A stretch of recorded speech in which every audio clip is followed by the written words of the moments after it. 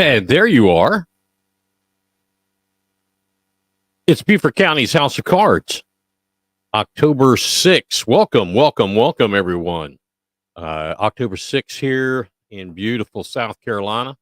We have people streaming in all over the place, quite like literally. Checking out the viewers in on Facebook and YouTube. You folks that are YouTubers, you need to pick it up a little bit. Facebook is kicking your backside, but we're glad to have you here with us. Man, I hope, I put it out there earlier. I hope you have something cold to drink. You're going to need it tonight. Make sure you have a pen and paper. You're probably going to want to take some notes a little during, here and there. It's going to be great. What also is great is when you provide feedback, whether you want to comment on something we're talking about, whether you have an idea of something you want to talk about or you want us to dig into for you, put it in the chat room, the chat window. Now, I don't know if I'm seeing these from Facebook or from YouTube or Twitter or all the above. I don't know.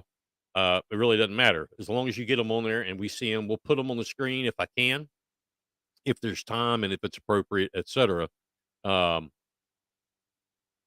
and I do know there are some destinations they can't. How'd that come up? That's weird. Telling you, this stuff listens to way too much. But anyway, we're glad that you're here. Put your comments in, and while you're at it, call a neighbor. Tell your neighbor, tell your friends.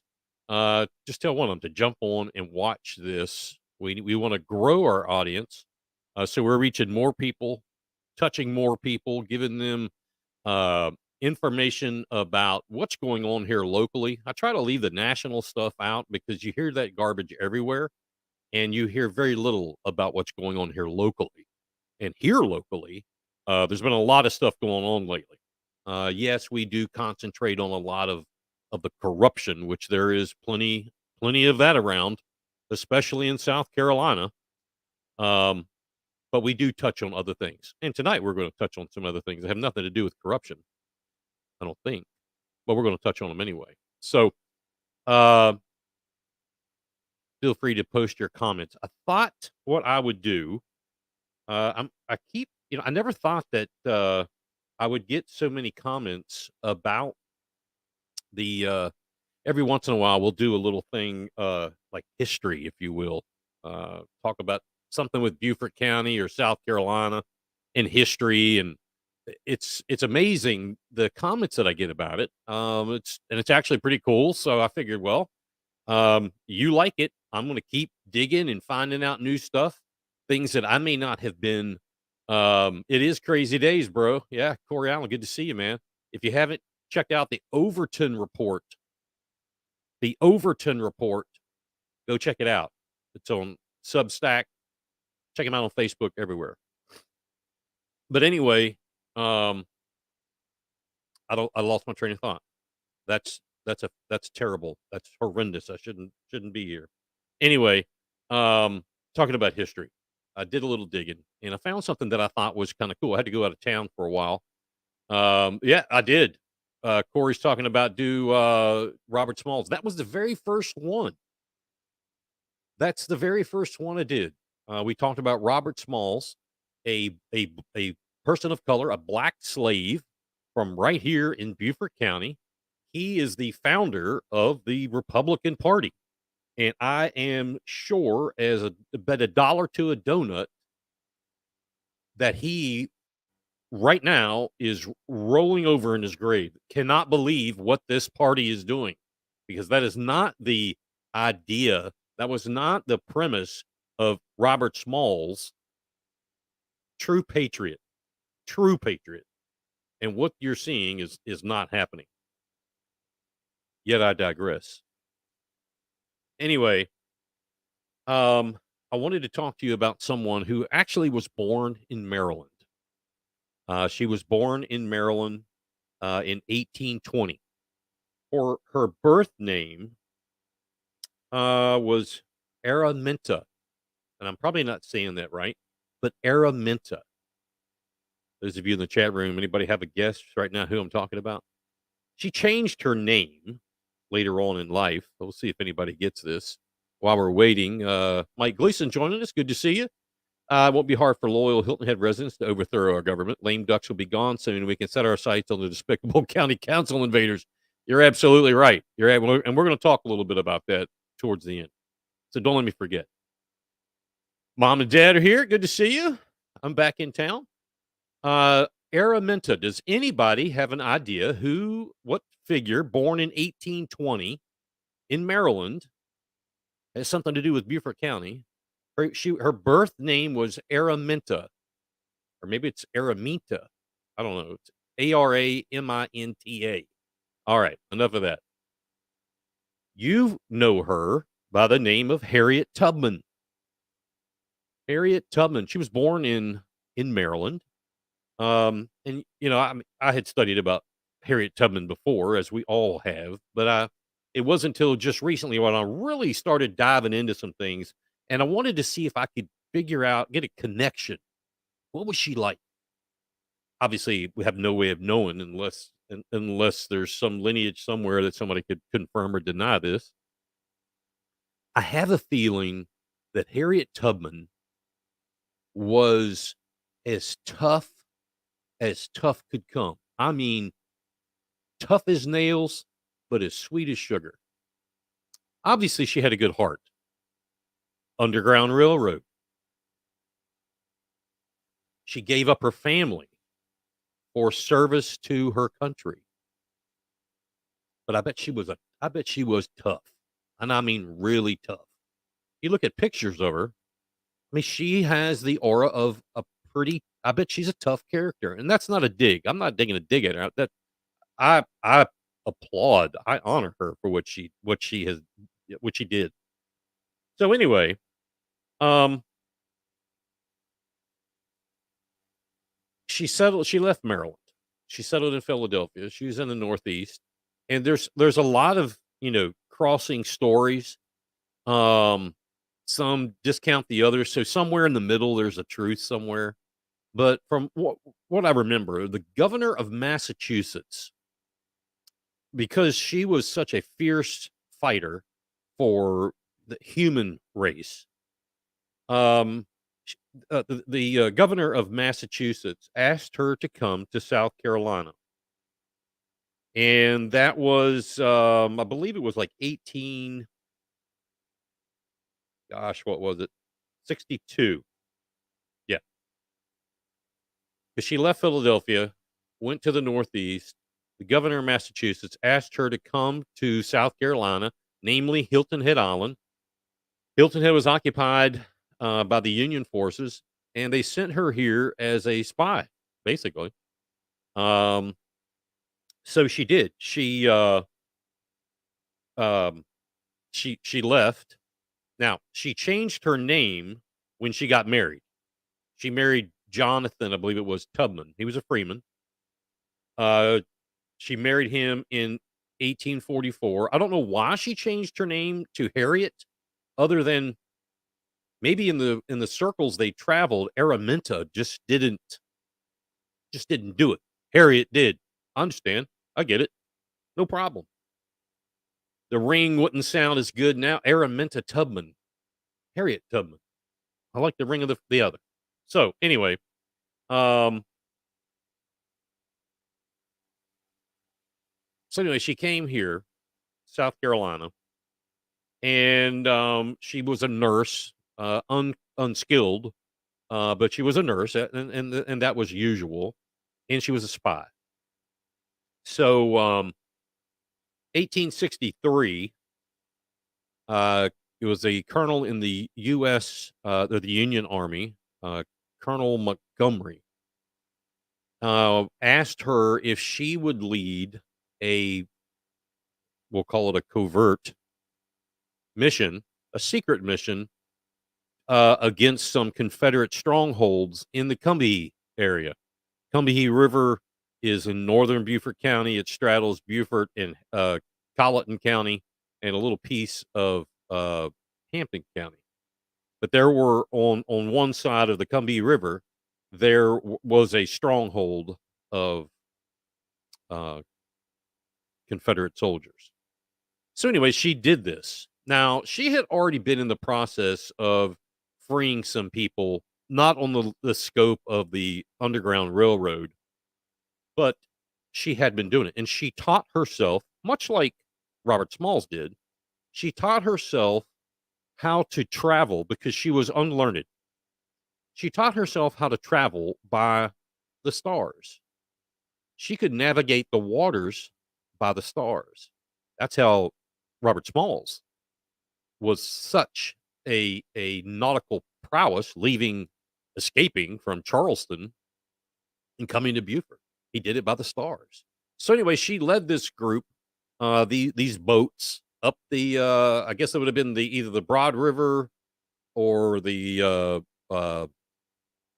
Colleton River. Anyway, however you get into the Combahee River, uh, to approximately where we know the bridge is today, the Combahee River Bridge. There is a sign there that depicts what was known or what is known as the Combahee River Raid.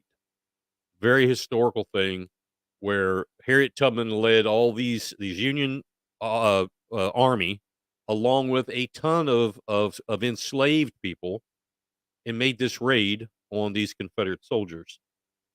So the story goes from there that at the same time she helped destroy, as with everything, it's about money. So she helped destroy rice plantations, and you can look when you cross into Colleton County, you may notice how along 17, there's these viaducts. Okay, that was rice fields. Maybe it still is. I don't know. I haven't been over there, but you can see it. She helped destroy those. That was a huge drain on money for the Southern plantation owners. The Democrats were just that was horrible for them. So, not only did she bring these Union soldiers and some of these enslaved folks that she had helped along the way, there were people on the shore of the Combahee River, slaves, that she helped get out of there. That really is what started the Underground Railroad. And if you look at um, different articles about Harriet Tubman and how many did she, some articles will say she only freed 300. Some articles say she freed 700, some 800. She has a quote. Now, I don't know that she could count. She was not learned, couldn't read nor write. She is quoted as saying, "I freed over 1,000 slaves, and I could have freed 1,000 more if they only knew they were slaves." That is a true direct quote from Harriet Tubman, and pretty interesting, I think, that she said that. "I freed over 1,000 slaves, and I could have freed 1,000 more if they only knew they were slaves." Take out of that what you want. Unpack that as you can. So, Harriet Tubman had, she began this Underground Railroad, and she worked the waterways with freeing slaves. She worked a network, and really the network began in Beaufort County. This network of farm to farm, house to house, probably an enclave to enclave under the cover of night, making all this happen. Um, such a incredible story. She knew Frederick Douglass. She and Frederick Douglass, I would imagine they were friends. There are comments made by Frederick Douglass um, about Harriet Tubman that's quite flattering. Ralph Waldo Emerson spent time. Harriet Beecher Stowe spent time with Harriet Tubman, an unlearned former slave born in Dorchester, Maryland, who started the Underground Railroad. Um, she had a feeding house in Beaufort. I believe it was downtown. Okay. She had a feeding house. She also had a facility where she taught slaves how to, freed slaves, excuse me, how to wash. And I think they called that either a washing house or a washing room. That's what they referred to it back then. But she did that in Beaufort. Stuff like that just, it's amazing. So after, the story winds up that, when she was done, so to speak, she went back north. She saved her family. Here's a good anecdote. She saved her family, her parents. She got them out of slavery, uh, family members. Unbelievable. She went back for her husband, but he had already remarried. Apparently, and I had not. I didn't know that. I didn't. You don't learn that in you know public education that she had remarried. That's unless I've been duped. But I saw it in two different places. So she went back to get him out, and he had already remarried someone. So I guess she said, you're on your own, buddy. Um, Interesting. Anyway, she moved back home. This time, home was in New York, and she had I forget the name of it, but it was like uh, the Main Street Home for the Aged. Okay, change Main Street for whatever it's called, but it was a home for the aged, a nursing home. She eventually was a customer of her own Main Street Home for the Aged, and I believe it was 1913 she passed away there in New York. So Harriet Tubman, who knew that her involvement in South Carolina and in Beaufort County and proper Hilton Head has such a lasting effect. So kind of cool, good info. It was a pleasure, doing a bigger dive into that. So I want to move along. Don't forget if you'd like to help out the show, and we would really appreciate it, join us on Patreon, patreon.com/. Beaufort House of Cards. We had a new member pick up this week. Sent out a thank you. We appreciate all of our members. Um, it's awesome. Patreon.com, Beaufort House of Cards. It helps put all this together and more. So join us. One of the important topics of news for today, or this week, has been what has happened in Beaufort County over the last 24 hours. I believe it is 36 hours. Maybe it's 48 hours. Again, I've been out of town, so you lose track of time. But these hoax active shooter calls. So if you have no idea what I'm talking about, yesterday there was a total of 22 schools in South Carolina. Beaufort County had one of them. That a call was made to the sheriff's department. I don't believe, and now I have not talked to the sheriff's department or the city police or SLED or any FBI. So this is only coming from what I've learned in doing investigating. Okay, so then that means zero. All right. Anyway, I am assuming from what I gathered that these calls did not come through 911. Now remember that. That's important, and I'll tell you why in a little bit. But apparently these calls did not come through 911. They came in through non-emergency numbers. Okay? The call yesterday was something to the effect of someone has a gun, is shooting, something like that, at Beaufort High School. And there are people hurt. Something along those lines. Anyway, obviously that created absolute chaos. Understandably so. But within 3 minutes, as I have read in several places today, several news articles, that in 3 minutes, the Beaufort County Sheriff's Department and or the City of Beaufort Police Department, I do not know which, or maybe it's both. Within 3 minutes, they had responded and were at the school. That is awesome. Hats off to both of them. They searched the school. They put it on lockdown. They got the students out. I don't know where they took them, probably the football field. Anyway, hours and hours went by. Moms and dads and grandmas and grandpas are pulling their hair out. No active shooter. Everything was fine. And I don't know if they sent them right home. I don't know. But anyway, that happened. It happened in 22 total schools. I first heard it was 17 total. Today on 2 news stories, it was 22 in South Carolina on the same day, the same call.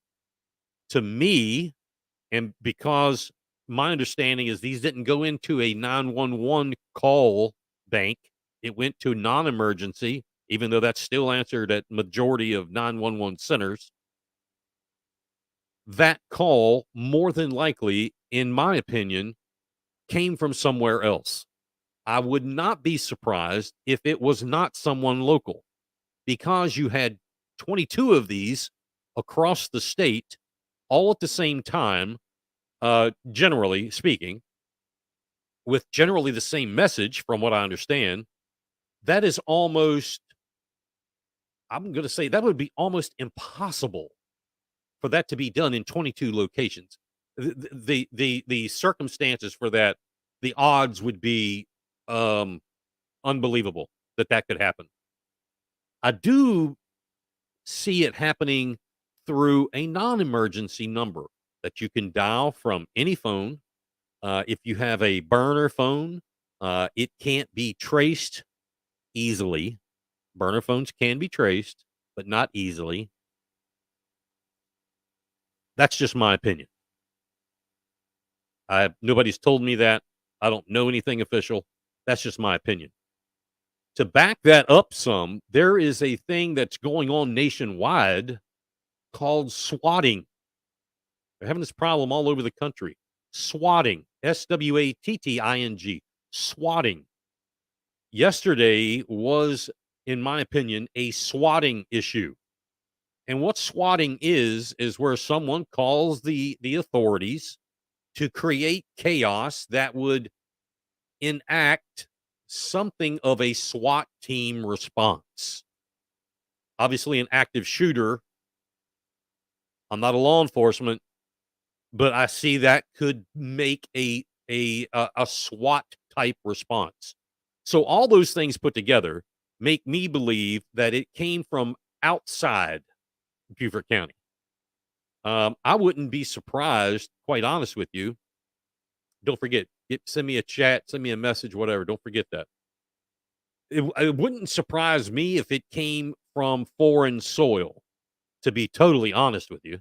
I really wouldn't put that past anything, anyone or any country, mainly because it's going on countrywide.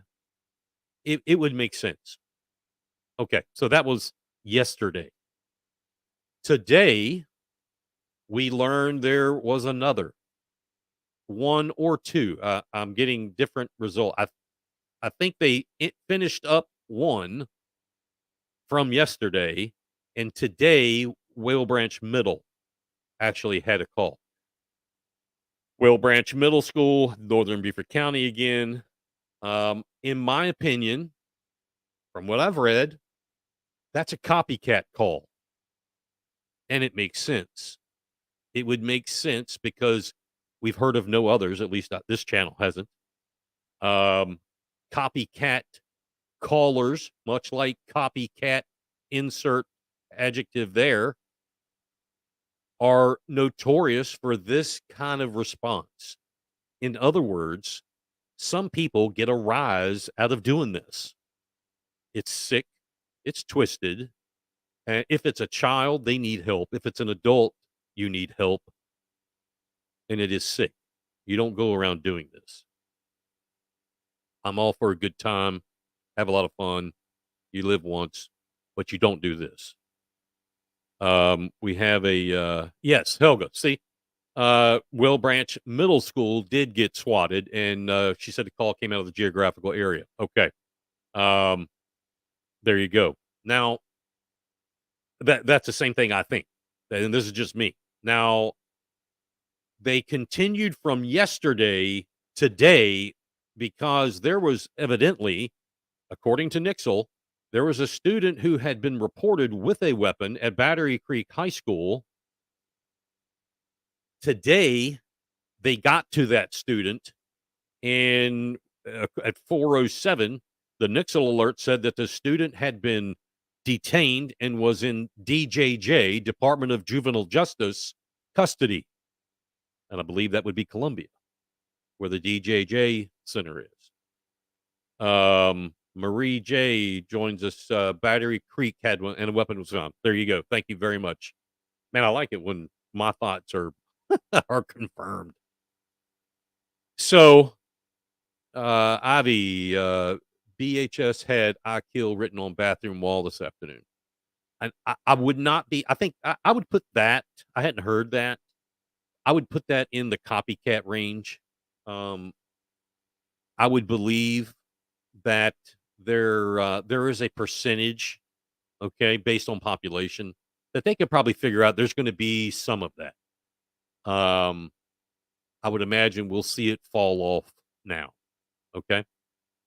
Now, while I'm not in law enforcement, um, I do have a some things that I do part time that I am aware in another county in another area of what goes on with these kind of phone calls. I don't need to go into any more of that. But these phone calls, don't put what you watch on TV to heart because it's not true. So, you know, when you call the sheriff's department, when you call 911, when you call the fire department, they can find out where you are. Obviously, if you're calling from a landline or a your own phone or anybody's phone, a non-burner phone, they attach a name to it. Now, burner phones on TV, they go a little way off the rails, but yes, they don't do these triangular things like you see on TV, but they do ping. Okay, they can be pinged, and it does bring it down to a small area. That's as far as we need to go. However, just as my great friends, I love them, the Beaufort chalkboard, I agree 1,000%. You have to be a monster to torture families like this. A complete monster. They will find you, even if, today's was a burner phone. If it was, I don't know that it was, but somebody, um, Helga, sorry, had said that she believes the call came out of a geographical area. I happen to know Helga pretty much knows what she's talking about. Um, they can tell that. It does take a little bit of time. I'm talking 10 minutes at tops conversing with the carriers, and all the carriers work together. They'll find out where that call was made. You can run, but you can't hide. You will be caught. Now, this original call, if it came in from a regular landline sheriff's department, 911 center, whatever, a landline, they can still trace those calls. They're not done through the automatic systems that these centers have, but they can still trace it. It does take time. I don't know what software, what hardware, I don't know what system Beaufort County uses. I'm sure it's the best. I'm sure it's Sheriff Tanner's done a fine job with it, I'm sure. I have no idea, so I'm not telling you something that I know personally. It's just, you know, from other experience. But you can run, but you can't hide. So if somebody's out there watching this or will watch it later and you're thinking that could be a kind of cool thing, let me screw with people. A, you're wacko.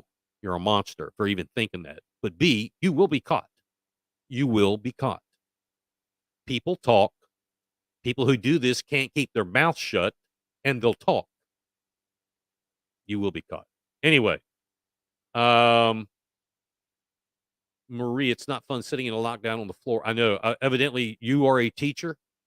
Thank you for that.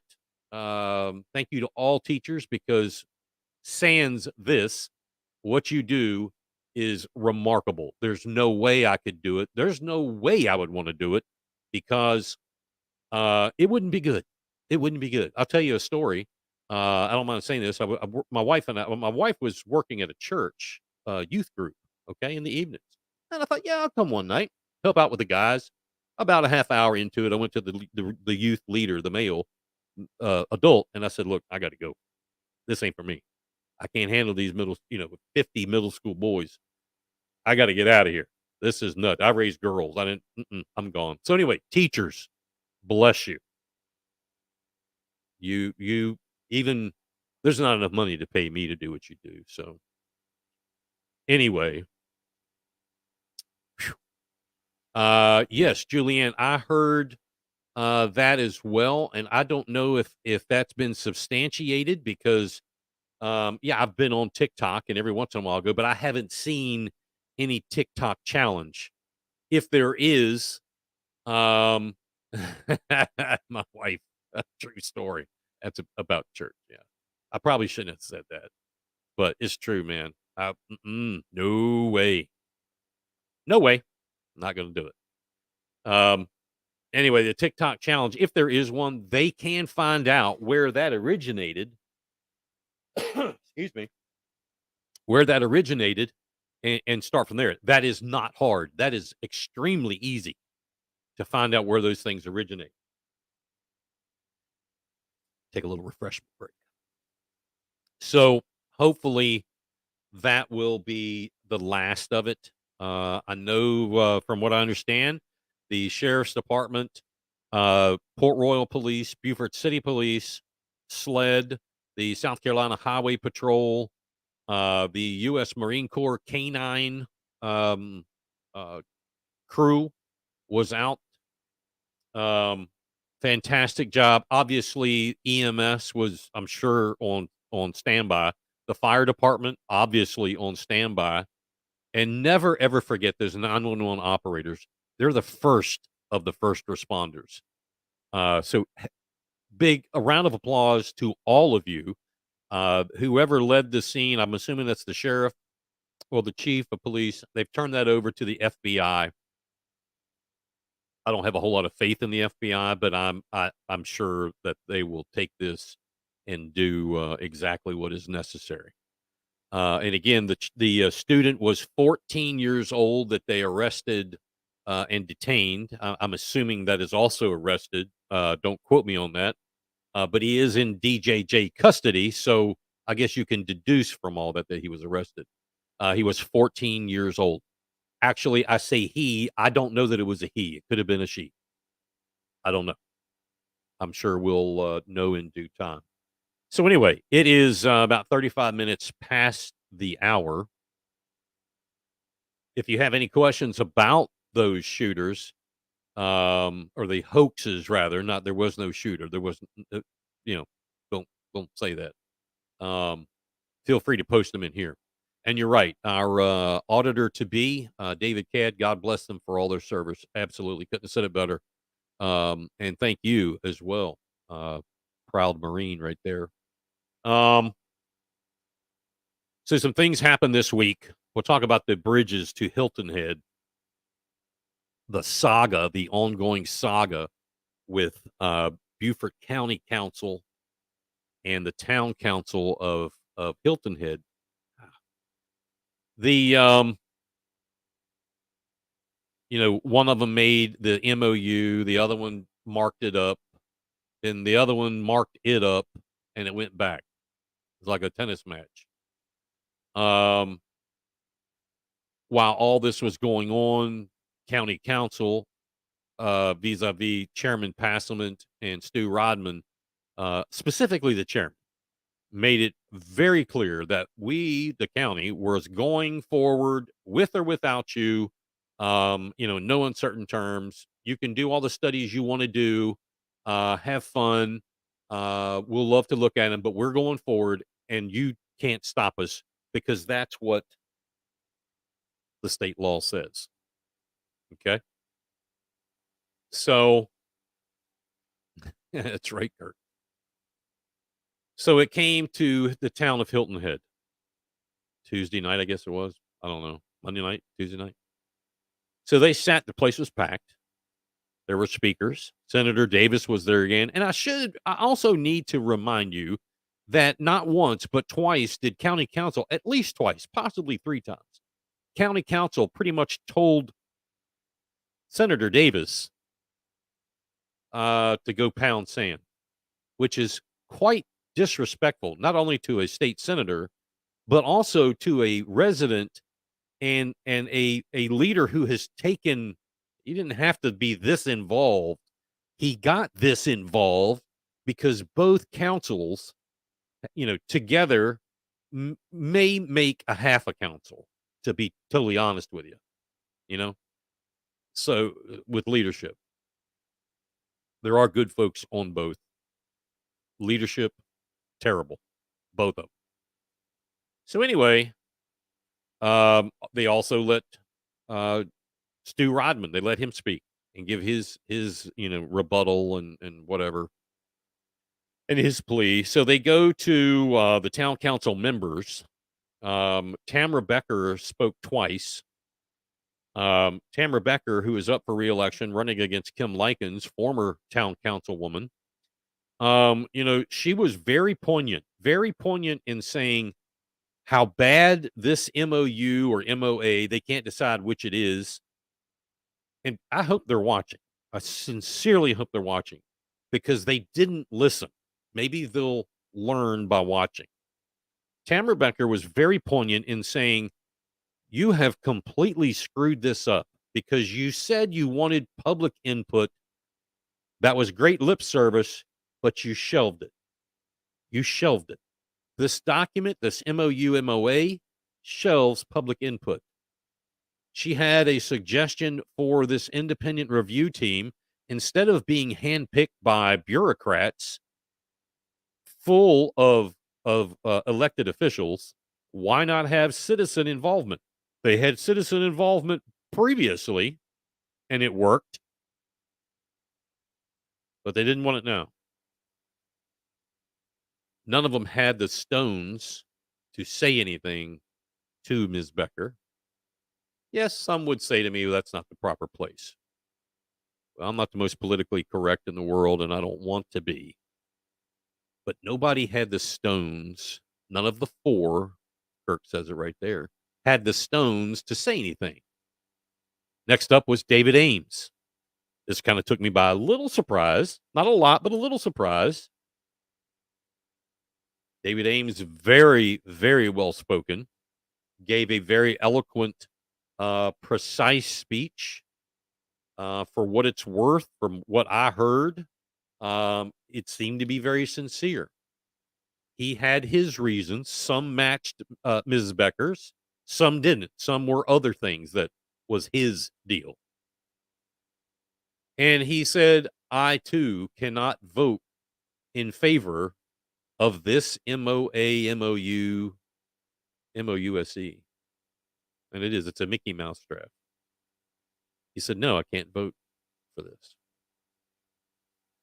New councilman, Alex Brown, who represents the one part of the island that will be most affected, in my view, by a 11 lane. And in totality, if you measure it and then take out what the widths of lanes are, plus bicycle paths, plus divider, it is an 11 lane monster. He represents the Stony community. All right. He represents others, but that is in his ward. He gave a very passionate speech, very well stated speech about what this is doing, how ill advised the council is at this moment in signing such a thing. And he said, no, I'm voting no. That was 3. They got a small council to begin with. And then we had the fabulous 4. County council has the crooked 5. Town council has the fabulous 4. If anybody knows Steve Bear, or if he's on here, tell him he needs to come up with a picture. He's got a way of doing this, of the Fab 4. That would be awesome. Anyway, the Fab 4 spoke very quickly that they were for it. Glenn Stanford, his thing was the money. The money. Tom Davis said poignantly, he had to walk back a couple things that he had said earlier, but he said poignantly that, look, the money that is there, if by chance, the SIB, the State Infrastructure Bank, said, we're going to pull it back. Sorry, no dough. His example was the state depends on Hilton Head Island so much for tax dollars. All right, time out. The number one place for sales taxes in Beaufort County is the Golden Goose, known as Hilton Head Island. That's where the majority of sales taxes come from in this county. It's always been that way. It may not always continue to be that way with the advent of the populace in the greater Bluffton area into Okatee. But Hilton Head is the Golden Goose. Back to Tom Davis. He made that point that, do you really think, use common sense, do you really think that the state is going to give the big middle finger to the Golden Goose? Of course not. Of course not. That would be career suicide for any bureaucrat that made that decision.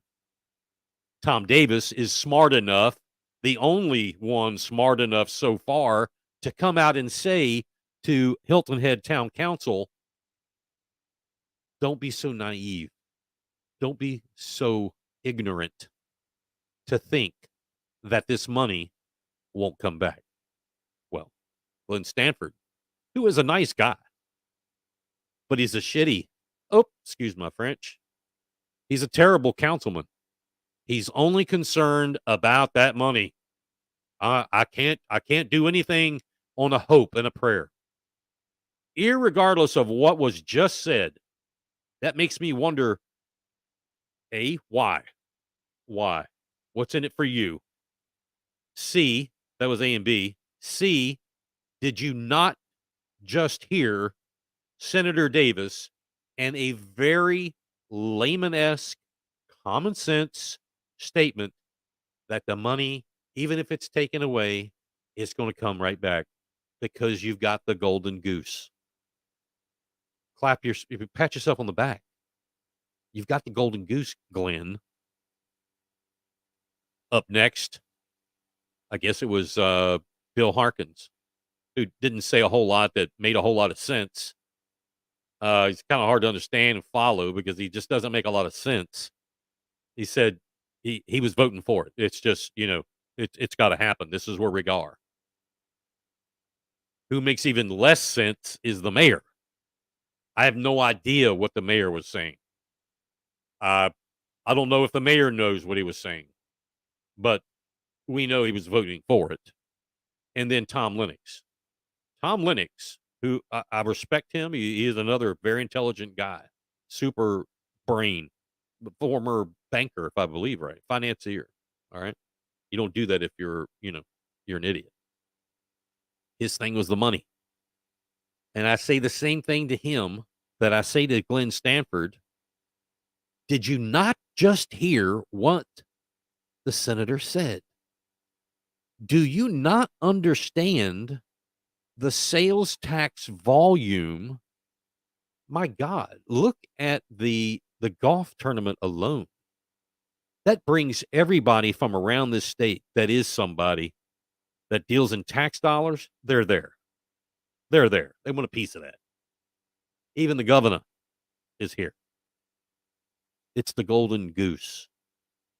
Tom Lennox didn't see that. As Mr. Gleason puts here, the pressure of losing funding was a despicable ploy. I agree. It was a terrible ploy. It was a cop-out. It was, oddly enough, the Fab Four, and you're right, that 11-lane monstrosity will look like I-275 in Atlanta. And a matter of fact, last week, coming back from Texas, I drove through Atlanta, and I think I was near McDonough. And you come over the bridge and under, and this great big thing. I even said to myself, riding through there, this is what it's going to look like. So it's odd that you'd say that, Mike. great minds think alike. This is what it's going to look like going on to Hilton Head Island. That's not what people want. So you folks on Hilton Head Island, do you want 11 lanes dumping onto the island? Hey, we have a lot of folks in Beaufort watching that always watch. Those of you that live on Ladies Island, would you like to have 11 lanes from downtown dumping onto your island? I don't think so. The people in Columbia, the 2677 interchange, they argue like kids. And that's not even 11 lanes. But they want to do this here. So, yes, the vote obviously the vote was that was a predetermined thing. That was all predetermined. So anyway, what I was saying was these four, the Fab Four, are the four that aren't up for re-election. They're getting out. They're out of the game. Does that have something to do with it? I don't know. It might. Pay attention to that. I can tell you this: Stu Rodman, who was annihilated in the primary by my good friend Tommy Reitz, who is going to annihilate the Democrat here in 30 days and become your new District 11 county councilman. Tommy Reitz wouldn't vote this way, but Stu Rodman has a back game. There's an end game. And Tommy Reitz spoiled it. He flipped it. What is that end game? Well, I put a document up last week. We still have it. I put a document up that's an email that I was given where Stu Rodman was performing county business on a private email. Another faux pas. But anyway, in his email, he mentions about the inevitable possibility of 6-laning Hilton Head Island. That was it. Think about that for a second. 6-laning Hilton Head Island, period. Could you imagine Hilton Head Island with 6 lanes of traffic, 278, around the whole circle? Could you imagine that? Do you want Myrtle Beach? That would be Myrtle Beach. We don't want Myrtle Beach. Overwhelmingly, people do not want Myrtle Beach. If they wanted Myrtle Beach, they would move to Myrtle Beach. Hilton Head was founded, if you would, to embrace nature, to be a part of the environment. That's Charles Frazier's selling point before he built the lighthouse. That's right. Charles Frazier built that lighthouse. And that lighthouse wasn't built for a lighthouse. That lighthouse is the only lighthouse that we know of that is actually built out of plywood. That's right. It's made out of plywood. There is a light up top. He built that as a selling tool. Very smart man. Very smart. Anyway, I digress again. That would be the end game that Tommy Reitz has now spoiled for Stu Rodman. So he's got less than 3 months-ish, whatever, to finish what he's got going, and at least that would be 6 lanes onto the island. Now, what is he going to get out of that? Some people would say, well, I don't know. I mean, he lives there. I'm sure that would change the property value somewhere, somehow.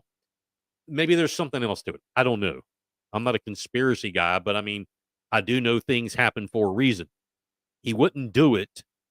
He wouldn't take this kind of effort for years just for something to do. I can tell you that. D. Daniels Anthony. I don't believe I've seen you on here, but welcome. Sanford and Lennox do not listen to the citizens. Thank you, Ames, Becker, and Brown. Agree. I couldn't have said it better myself. Could not have said it better. My folks at the Beaufort chalkboard, yes, some folks do get elected and seem to forget. The biggest thing that I've seen that I carried through my campaigns and when I was elected was you have to keep the mindset that I'm in this elected position to represent you, all of you, to the government. These folks literally believe they represent the government to you. They show that in their attitude. They show that in the way they speak. And yes, some folks run for office that have the best intentions and something happens. I've seen it. I've seen it happen. The best intentioned turn sour. There's always a reason. Everybody has their own reason, but it does happen. And you're right, David. I'd rather have 2 Dunkin' Donuts than I would that 11-lane monstrosity. Absolutely. Good point. And I'm going to table that one, Mike, because things can be undone as long as they don't force the issue with predetermined legislation. I don't think we're going to have that, but we'll as we go forward, we'll get more into that. So you're ahead of me a little bit. So anyway, the vote passed 4-3. Um, they're signing it. Uh, according to those that are placating the rest of us, they're saying that, well, we changed some of the language, so nothing will happen without municipal. That's the town of Hilton Head. Municipal approval.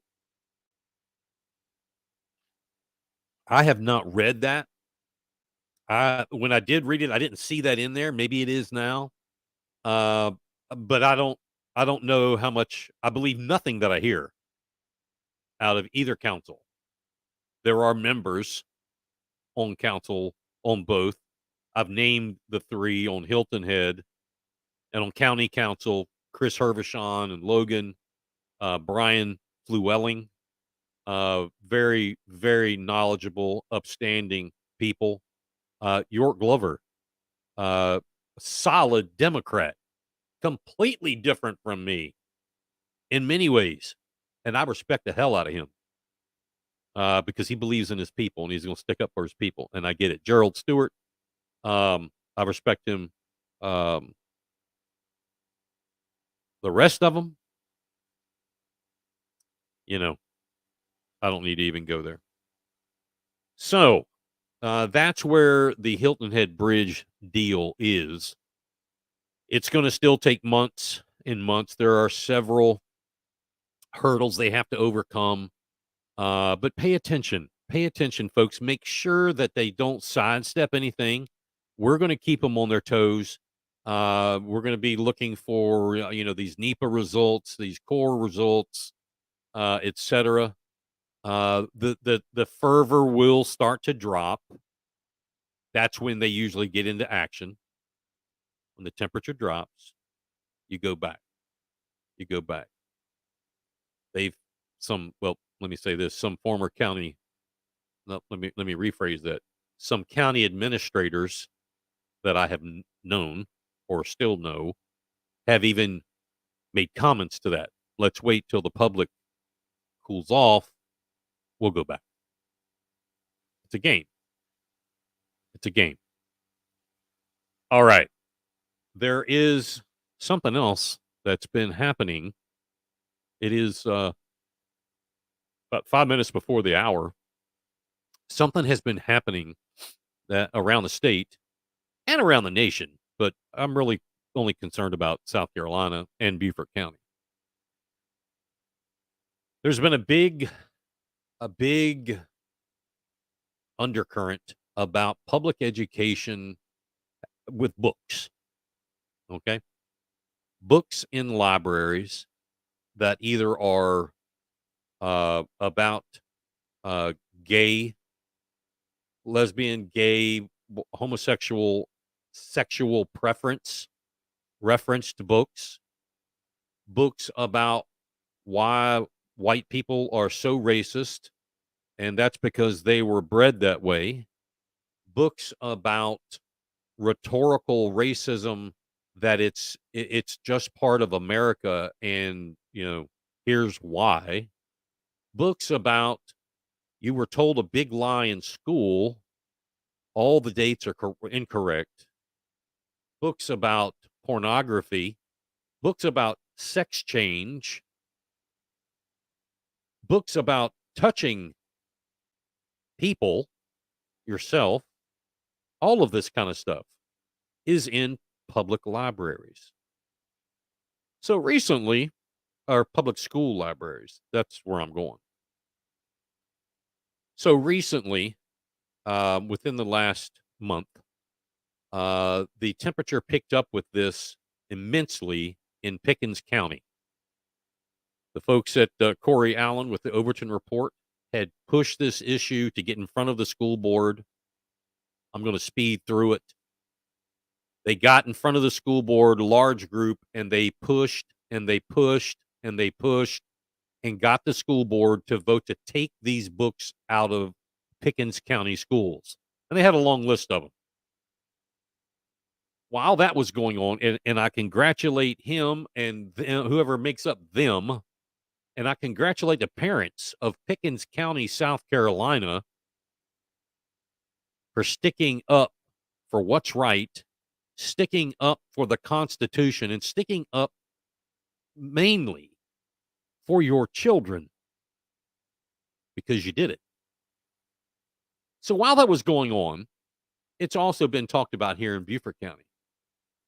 I did my own investigation with some folks that are on here, and some folks that I talk with a lot, that I trust. And there is a system in the Beaufort County school system on their website. I think it's called the Destiny page or something like that, where you can go and type in the name of a book. Try it.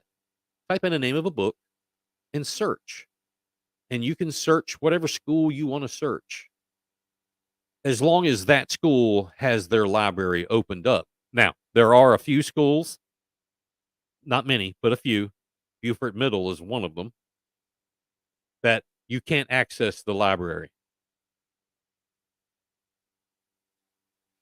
The rest of them that you can access, I typed in the book Stamped, just like it sounds, Stamped. It's authored by a man. The last name is Kendi, Kendi. I offer to you, go online to the Beaufort County school system. If you are watching in Timbuktu or Mooresville, North Carolina, go to your school system, see if you have this. If you do it in Beaufort County, you're going to come up. It is in every single high school, some in Spanish as well, and in every middle school that has their switch turned on so you can see it. They all don't. And some of them are even in Spanish. The horrible part, if you can say there's one horrible part over any, is that there is one elementary school in this county that has the book Stamped on its shelves for children in that school. That school is K through 5. So what is that? 5 through 9 years old, 10 years old, whatever. 10. Yeah. 5 through 10 years old can go and pick that book up and check it out. The book Stamped, in case you don't know what that's about, basically the book is about racism and anti-racism, and the nut and bolt of it is that white people, Caucasian people, have been bred over time to be racist. It just is what it is. That's really what it draws down to. There's a lot more. That's the part that I keep going back to that really pisses me off, because it's bullshit. It's the same bullshit to say that black people are inherently racist. That's ridiculous. This Kendi jerk This author is writing these books for children, infecting them, and that's point blank what it is. So, and, I see a couple people in and out of here. Call your neighbors. They need to listen to this. This is important, and I need all of you to listen, and if you care, do something. So, I wrote a letter to the Beaufort County School Board and attached along with it the superintendent.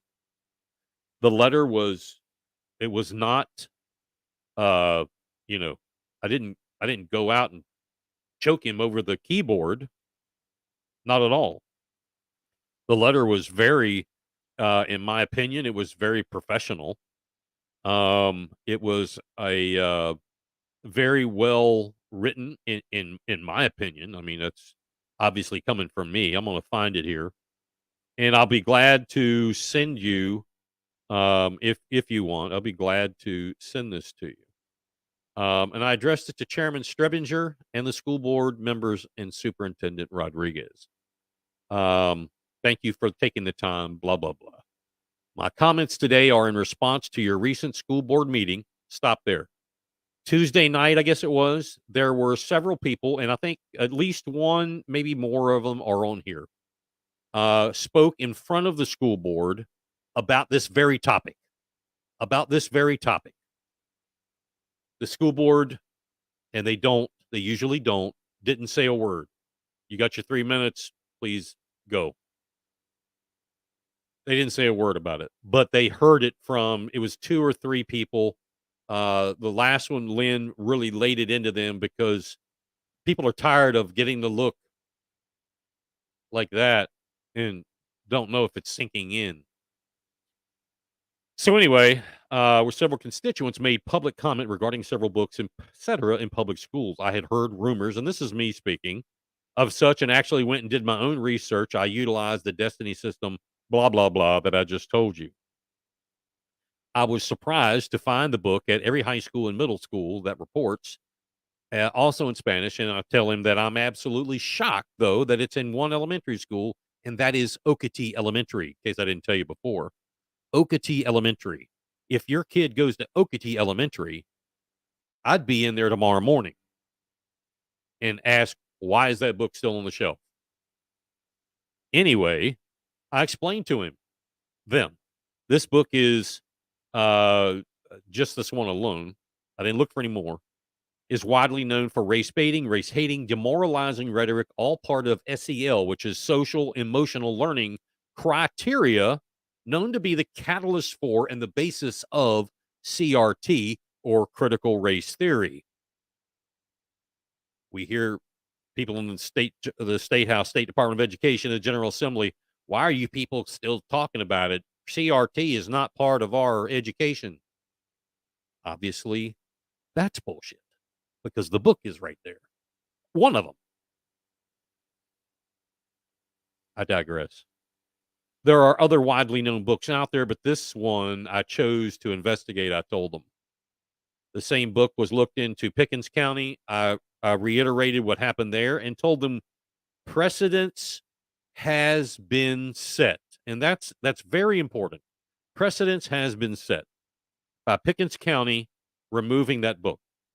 The precedence has been set. Lawmakers are quick to say we have precedence when it fits their schedule.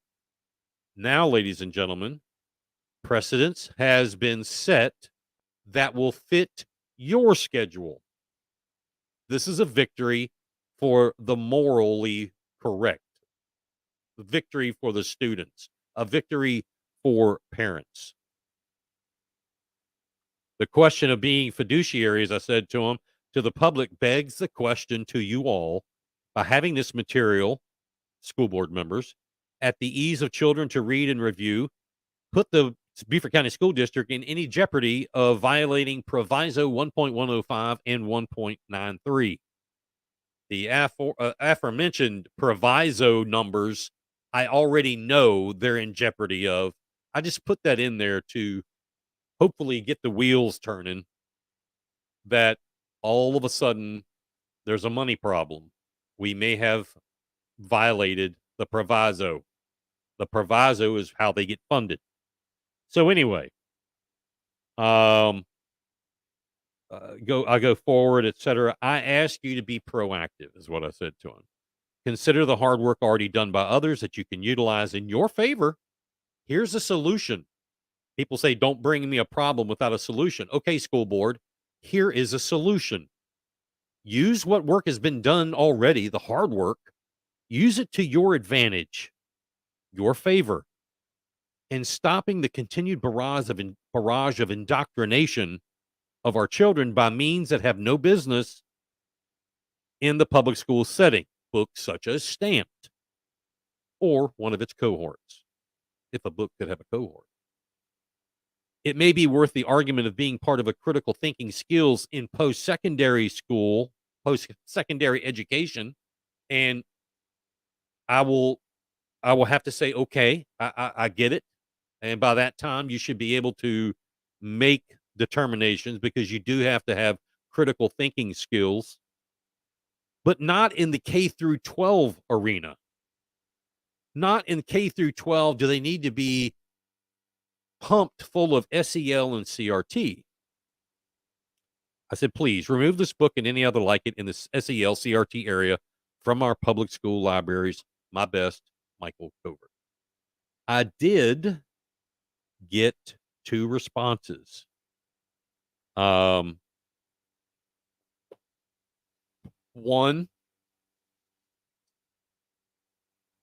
was from Kathy Robine. The other was from the chairman, Stribinger. Ms. Robine, and while I appreciate them responding, her response was, "Thank you for your letter.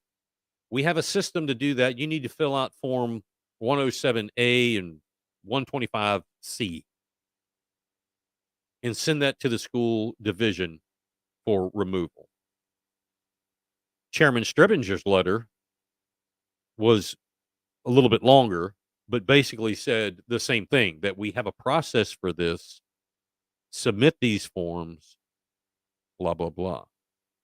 And I responded to them both that while I appreciate them taking the time, and I really do, taking the time to send those responses to me, I think we've gotten to a place in time with this subject that we're a little past filling out Form 105L and 275S in triplicate submitted to your district.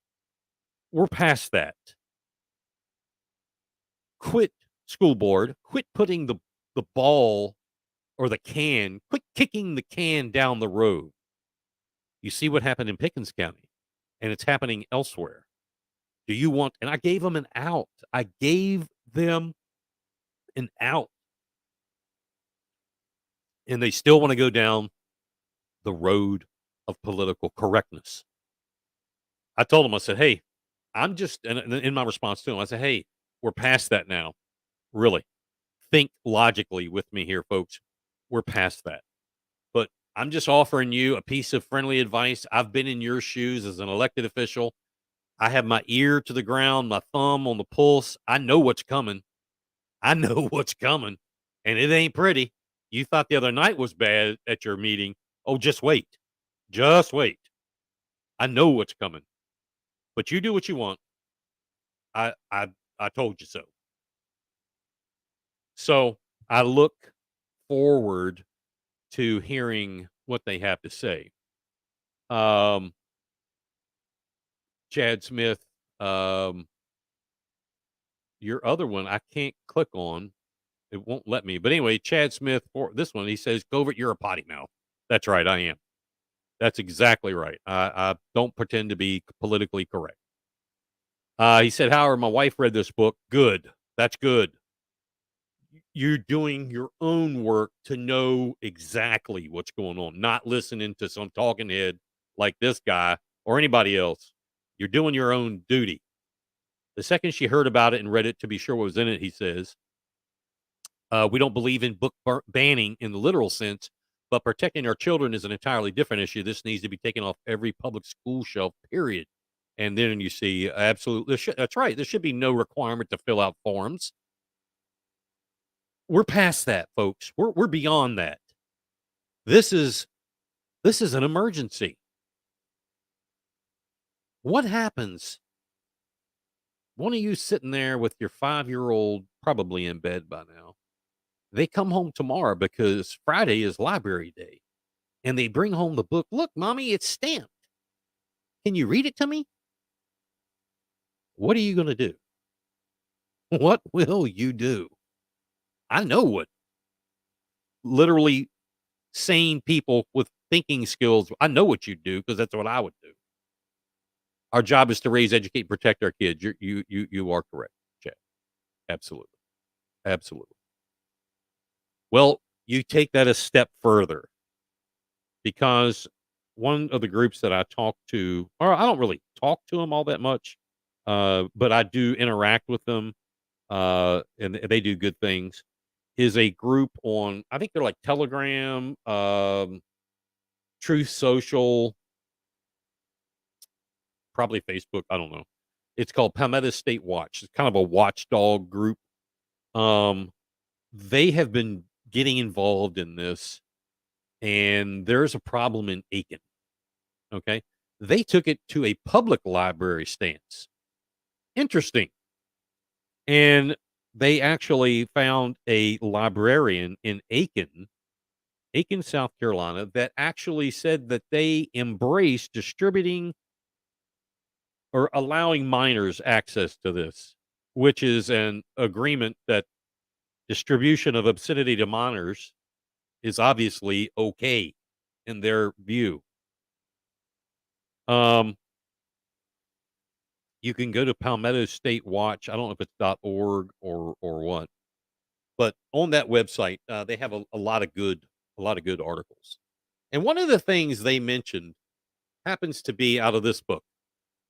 This is the South Carolina Code of Laws, and I went and looked for myself because they sent the article to me, and I know they did their work, but I wanted to look myself. So, Title 16 is about crimes and offenses. Okay? Title 16, crimes and sorry about that. Crimes and offenses. And that shouldn't have done that. And you go through Title 16, and when you get to, I think it's section 385, it really starts narrowing down what these offenses are. And we're talking about obscene material. 16, 15, 325, 385, 335, etc. talk about material. Let me find this here. They made the comment that, and this is the Palmetto State Watch, that lawmakers, the General Assembly, went to great extent to make it a punishable criminal act to distribute obscene materials to minors, yet they exempted schools, churches, etc., while carrying out their legitimate function. I didn't see anywhere in Title 16 that it excludes public libraries. Okay, public libraries are funded with your tax money. That means accessibility for everybody. What's good for the goose is good for the gander. If it offends you that this book is in there, we have a problem. It offends me that that book is in there, just as much of a problem. Okay?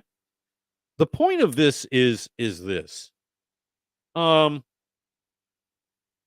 where where's the where's the call for public libraries to remove this book? So what happened in Aiken, they sent a list of books to the public library system, I assume they call it there, and where the books are located on the shelf, the children's section, the young adult, the teen, the whatever. I obviously don't go to a library all that much. And they agreed to move some of them from the children's side to either the adult side. I mean, we're talking about X and R rated, from the children's level to the adult level. They agreed to do some of that. There were some that were in the young adult section, and they said, "No, we're not moving 'em. This is where they're staying." So, there's an ongoing battle there. Well, I got to think a little bit about Beaufort County. Now, remember Anna Maria Tabernick, who is running for District 6 council, county council, gonna run she's got a battle with a Democrat, Alfonso Smalls. Um, she currently, she can't be for long, but she is currently the library, um, what do they call that? It's the director? I guess that's what they call that. Um, the library board. We appoint 11 people to serve on the board, and she's one of them. And she's the chairwoman. So I went to the public library website. They have their own system where you can search books. You can search them locally, and you can also find them across the state because they've got a really cool system that if you want, XYZ book and it's in Malden, they'll bring it back. They do that all over the state. It is kind of cool. So I put in stamped. Okay. In every Beaufort County library, public library in this county, the book stamped is in the library, also in Spanish. It is also on Hoopla. Hoopla is a system of digital books, digital music, digital recordings. Somebody needs to bring this up to the library board because it doesn't belong in your child's elementary school, nor does it belong in a public library that your tax dollars go to fund. I asked Ms. Tabernick, why have you not taken it off the shelf yet? Why have you not disconnected it from Hoopla? Because we live in a social society, an electronic society. I venture you to say kids could probably get on the Hoopla quicker than thumb through the what was the catalog called? The card catalog, Dewey, the Dewey Decimal System. What are you going to do about that? Has anybody asked her? I would ask her, but she hasn't responded to anything I've ever asked her, so I'm not going to do it. But it needs to come out of the Beaufort County Public Library system. And anything else of its X or R value of race, CRT teaching, or pornography, sex changes for children, giving them the ability to think about maybe they really feel like becoming a little boy, becoming a little girl at the age of 5. All of that needs to be out of those library systems. So my thing is with this, I'll leave it with you to get involved. Chad had talked about his wife read the book, um, and I applaud you for that. And they're obviously involved. Talk to your school board member. If you can talk to them in public, it's better because that's pressure. Pressure wins. If you can do it in public, that's better because all of a sudden, mano a mano, any politician can make you feel like they're listening to you and they walk away and they went in here and out there. In public, different story.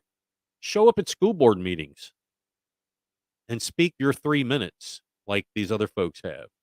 Show up at the library board meeting and speak public comment, assuming they let you. Show up at a county council meeting and speak your 3 minutes. That this needs to stop. David, it's not our school's job to indoctrinate my children into alternative ways, concentrate on normal subjects and not bedroom. I agree. I agree.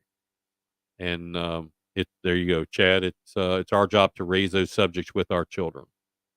That's exactly right. The old saying, you send kids to school for reading, writing, arithmetic back in the day. Nowhere in there should the subject of sex or alternative sex or any pervasive twisted meaning of sex be part of their school. Racism, different subject, is obviously a topic. Racism exists. Racism exists from white people. Racism exists from black people. Racism exists from yellow or Japanese or whatever you call.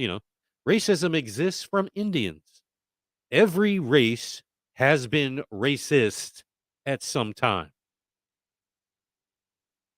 I've had some folks on Twitter come back and say, "Well, if you can't be black and racist, it's not possible."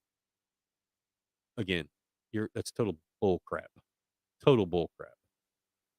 Every ethnicity, every group, every race can and has and will be racist towards something. We've proven it over time. It'll happen in the future. Should we live in a world with no racism? Absolutely. That'd be great. Will it happen? Absolutely not. Not until you're in front of your maker. Then all the trials and tribulations that we see on this earth are gone. Okay? So kids need to be taught about that. They need to know about the Civil War. Was slavery part of the Civil War? Absolutely. Absolutely. It wasn't the all encompassing, but yes, it has something to do with it. How about the Irish? Was there slavery involved there? Absolutely. How about in Africa? Do you know more people of color owned slaves in Africa than people of pale skin owned slaves? They need to know that. If you know your history, you won't repeat the history. When history is taken away from you, and I'm sure somebody said this, you are doomed to repeat it quicker than you think. You heard that here. We're getting ready to go, Mike. I'm not an expert at this, but I've followed. Da da da. You all can read that there. Um, absolutely. Absolutely. I'll let you all read that. I agree. Hey, my stance on public schools is this, basically. The first place we need to get out of is the federal government needs to get out of the school education business. Nowhere in the Constitution does it talk about uh, education. None. Nowhere. The federal government needs to get out of that. I believe it started in Carter's era. It was a $6 million thing, and now it's 60 billion or $70 billion or whatever. The federal government needs to get out of the school business. That needs to go back to the state level. If your state, you live in, I don't know, Montana, and Montana teaches CRT, that's what the General Assembly believes in, and that's it. And you don't like that, then I guess you got to move or homeschool or private school or whatever. If you like that, boom. South Carolina, overwhelmingly people do not want anything to do with CRT. If you do, then move to Montana or wherever they teach it or homeschool. There you go. Homeschool your kid. Teach it all day long. You're the parent. You teach it. That's where the responsibility is. The local level and the state level working together. That's where the responsibility is. Vis-a-vis the main responsibility is with the parents. And we have a problem in this country with parents being absent in education. Not the federal level. That's a mistake. There are some other politicians like me that have made that comment. It's not a popular one. But again, I could give a crap whether it's popular or not. I believe in that. Maybe someday that will take shape. Anyhow, we have a mayoral debate. We're getting ready to head out of here. We have a mayoral debate coming up. I have sent an email to all four, but then I learned Thomas Cleary backed out and withdrew. But all three of the Hilton Head mayoral contestants, Joanne Orishak, Alan Perry, and Michael, I believe his last name is like Santaramo, something like that. I've sent them all emails. Joanne Orishak, immediately, I'm in. This is Thursday the 20th, right here. Alan Perry has responded that he has an event. He can't make it, but he will send someone in his place. I'm gonna have to clear that with the other two if they're okay with that. Seems a little strange. I've not heard back from the Santaramo. I don't know how you say it. I don't want to butcher his name. The other fella. So if nobody else comes, nobody shows up other than Ms. Orshak, I'm going to keep going. I'm going to give her the questions, and she can answer them. There just won't be any time limit, and so we'll take it from there. But that's coming up in 2 weeks on the 20th. I want you all to see something. You'll be the first one. Beaufort City Council candidates. Helga, that is an awesome idea. I will work on that and see if I can get them all to agree. Let me work on that and see what I can come up with. I told you we were working on this, and there it is. That is the logo, one of the logos for Big Patriot Radio. Big Patriot Radio is coming soon. We finally got this logo made. That took forever. I never knew that would take so long to get all these different crazy files that you can do, whatever. I don't know. Anyway, blues, news, country pop, and classic rock. That will be internet radio, bigpatriotradio.com, live 365 / whatever the link will be, probably Big Patriot. Yes, David, it does look like me. That was done on purpose, I think. Anyway, that is our logo. We're excited about it. Thank you, Beaufort Chalkboard. She says, love the logo. We're excited about it. It is taking a little bit longer than I thought. The logistics of this is crazy. I never realized all of the ins and outs of radio on this side. I mean, I've been behind the microphone before. Don't get me wrong, but never had I been involved with the creation. And there are licenses and get your formats right.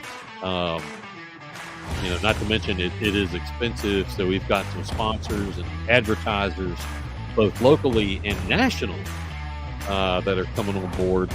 So check that out. Just stay tuned for it. We'll let you know when it all happens. That's Big Patriot Radio, blues, news, country pop, and classic rock.